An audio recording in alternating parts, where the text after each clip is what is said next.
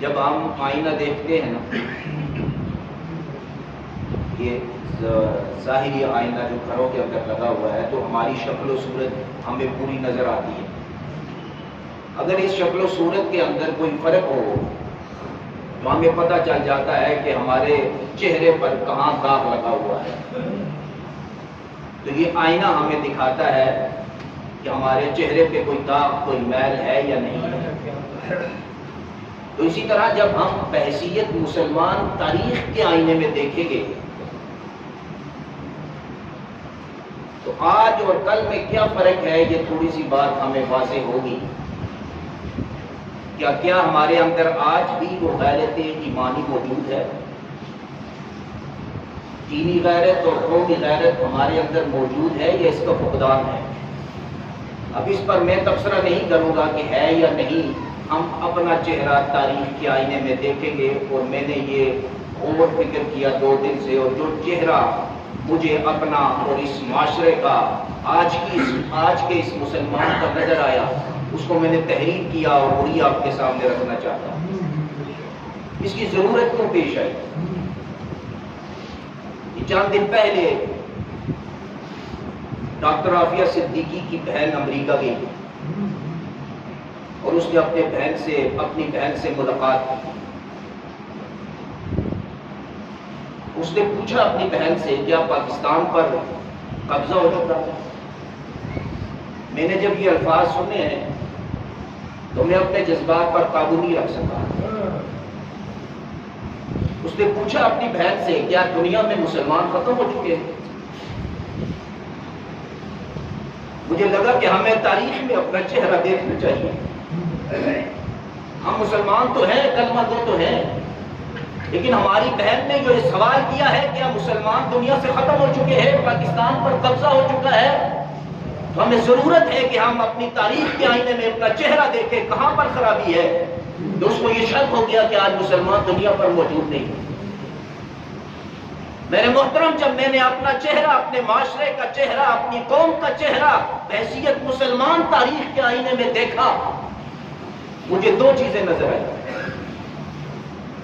2 خامیاں سب سے بڑی نظر آئیں، کئی خامیاں ہیں، 2 خامیاں نظر آئیں کہ بحیثیت مسلمان ہم میں دینی غیرت بھی نہیں ہے، قومی غیرت بھی نہیں ہے۔ یہ دونوں غیرتیں ہمارے اندر نہیں ہیں۔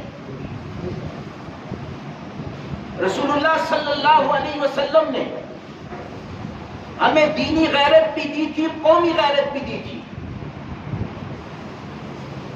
رحم دلی بھی دی تھی، جرأت اور شجاعت بھی دی تھی۔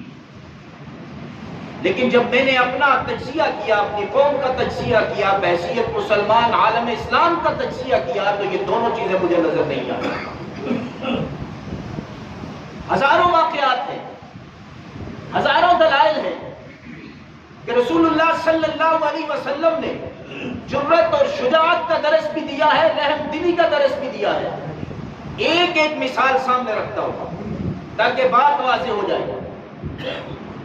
صلح حدیبیہ کے موقع کو سامنے رکھیں، تفصیلی واقعہ کئی دفعہ آپ سن چکے ہیں۔ ایک بات عرض کرنا چاہتا ہوں، رسول اللہ صلی اللہ علیہ وسلم 1400 صحابہ کے ساتھ عمرہ کرنے کے لیے تشریف لائے۔ صحابہ احرام کی حالت میں تھے، صحابہ کے پاس جنگی ساز و سامان نہیں تھا، کیونکہ صحابہ جنگ کے ارادے سے نہیں آئے تھے، صحابہ عمرے کے ارادے سے آئے تھے۔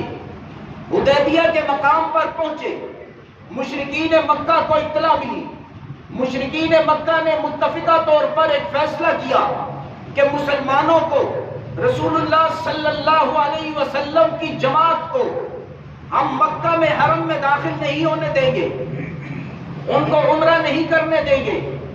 اور انہوں نے جنگی ساز و سامان نکال کر ایک لشکر ترتیب دیا کہ ہم مسلمانوں سے جنگ کریں گے۔ اللہ کے نبی صلی اللہ علیہ وسلم نے سیدنا حضرت عثمان غنی رضی اللہ تعالیٰ عنہ کو سفیر بنا کر بھیجا۔ یہ سفارت کیوں سونپی گئی تھی؟ حضرت عثمان غنی رضی اللہ تعالیٰ عنہ کو سفیر کیوں بنایا گیا تھا؟ وجہ یہ تھی کہ عثمان جاؤ، مشرکین مکہ سے سفارتی ذرائع کے ذریعے سے تعلقات بہتر کرو اور ان کو یہ بات باور کرا دو مسلمان جنگ کرنے کے لیے نہیں آئے، مسلمان عمرہ کرنے کے لیے آئے ہیں، مسلمان عبادت کرنے کے لیے آئے ہیں۔ ہمارا جنگ کا ارادہ نہیں ہے۔ اللہ کے نبی صلی اللہ علیہ وسلم اس جنگ کو روکنا چاہتے تھے، اور اللہ کے نبی نے یہاں سفارتی جو رابطہ تھا اس کو قائم کیا، اور سفیر کون بنے؟ سیدنا حضرت عثمان غنی رضی اللہ تعالیٰ عنہ۔ لیکن یہاں دوسرا واقعہ یہ پیش آیا کہ ایک غیر مصدقہ اطلاع، ایک غلط اطلاع اللہ کے نبی صلی اللہ علیہ وسلم کے پاس یہ پہنچتی ہے کہ حضرت عثمان غنی کو شہید کر دیا گیا ہے۔ آپ کو واقعہ سارا آتا ہے، لیکن میں مختصراً عرض کر کے موقف پر آتا ہوں۔ حضرت عثمان غنی رضی اللہ تعالیٰ عنہ کی جب شہادت کی خبر امام الانبیاء محمد الرسول اللہ صلی اللہ علیہ وسلم تک پہنچی تو اللہ کے نبی صلی اللہ علیہ وسلم نے فوراً ایک جرأت مندانہ فیصلہ کیا، ایک شجاعت والا فیصلہ کیا، اور ایسا مسلمہ فیصلہ کیا۔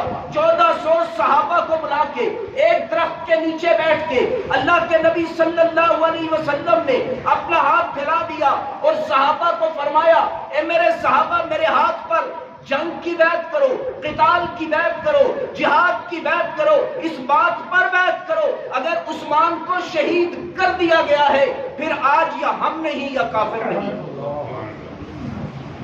یہ فیصلہ ہوا، یا ہم اپنی گردنیں کٹوا دیں گے یا ان کی گردنیں کاٹ دیں گے، تیسرا راستہ کوئی نہیں۔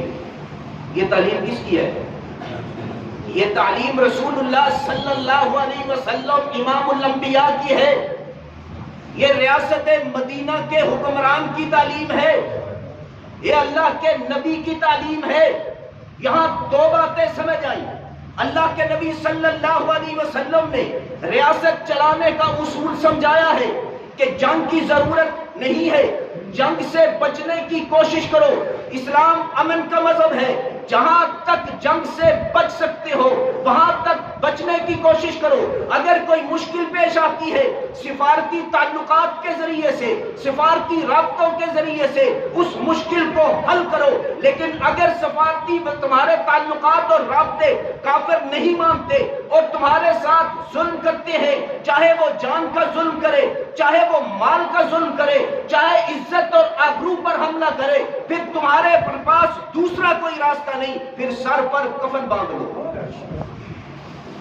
اللہ کے نبی نے یہی کیا یا نہیں کیا؟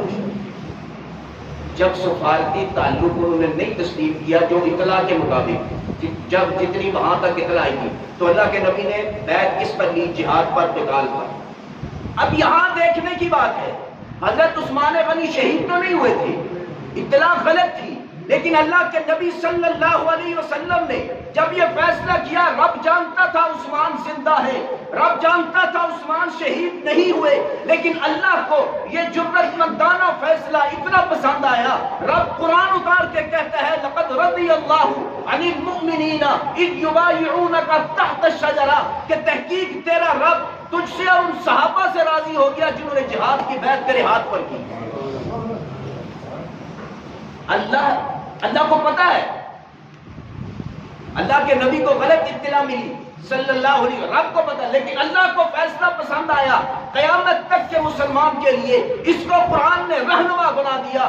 جب تو کافر تمہاری عزت پر حملہ کرے، تمہاری آبرو پر حملہ کرے، تمہاری جان پر حملہ کرے، سفارتی ذرائع ختم ہو جائے تو پھر جنگ پر بیعت کر لو، پھر سر پر کفن باندھ لو، پھر یا تم نہیں یا وہ نہیں۔ یہ غیرت کون دکھا رہا ہے؟ اسلام۔ یہ میں نے اپنے سے تو کوئی بات نہیں کی، آپ کے سامنے قرآن کا فیصلہ رکھا، رسول اللہ صلی اللہ علیہ وسلم کا کیا رکھا فیصلہ رکھا۔ اب آئے اپنا چہرہ دیکھیں، اسلام نے ہمیں جرأت اور شجاعت کا درس دیا۔ جب تمہاری جان پر حملہ ہو، تمہارے مال پر حملہ ہو، تمہاری آبرو پر حملہ ہو، حملہ کرنے والے کافر ہو، تو پہلے سفارتی ذرائع سے صلح کی کوشش کرو۔ اب دیکھیں، اسی اصول کے تحت دیکھیں، اسی پاکستان کی بیٹی عافیہ صدیقہ 20 سال سے کافروں کی قید کے اندر ہے، کافروں کی جیل کے اندر ہے، کافروں کی کال کوٹری کے اندر ہے۔ ان 20 سالوں کے اندر کئی حکومتیں آئی، کئی گئی، جن کے پیچھے ہم لڑ رہے ہیں، مر رہے ہیں، آپس میں دشمنیاں پال رہے ہیں، کسی ایک حکمران نے کوئی سفارتی رابطہ قائم کرنے کی کوشش کی ہے تو لیاؤ ثبوت. کسی ایک نے کوئی سفارتی رابطہ کیا نہیں کیا. یہ انفرادی رابطے ہوئے, نجی دورے ہوئے جو ہوا ہے. بے شک وہ لوگ اسمبلیوں کے اندر موجود ہیں لیکن حکومتی سطح پر نہیں ہوا. کسی ایک نے بھی سفارتی ذرائع سے کوئی رابطہ کافروں سے نہیں کیا. عافیہ صدیقی کی رہائی کا کوئی مطالبہ نہیں کیا. یہ قریب ماضی قریب کے اندر پاکستان کا حکمران امریکہ میں تھا. آج بھی سوشل میڈیا پر ویڈیو موجود ہے, سوشل میڈیا پر موجود ہے. طیبہ زیاد چیمہ نوائے وقت کی جو صحافی ہے یہ سوال کرتی ہے آپ امریکہ کے اندر آئے ہیں, یہاں عافیہ صدیقہ بھی قید ہے, کیا آپ اس کے بارے میں بھی بات کریں گے؟ اب اس پاکستان کا حکمران جواب دیتا ہے اس بارے میں مجھ سے سوال نہ کرنا. تم سے کیوں سوال نہ کرے؟ کیا تم امت مسلمہ کے رہبر نہیں بنے؟ کیا تم نے ہم سے ووٹ نہیں لیے؟ کیا تم اسلامی مملکت کے سربراہ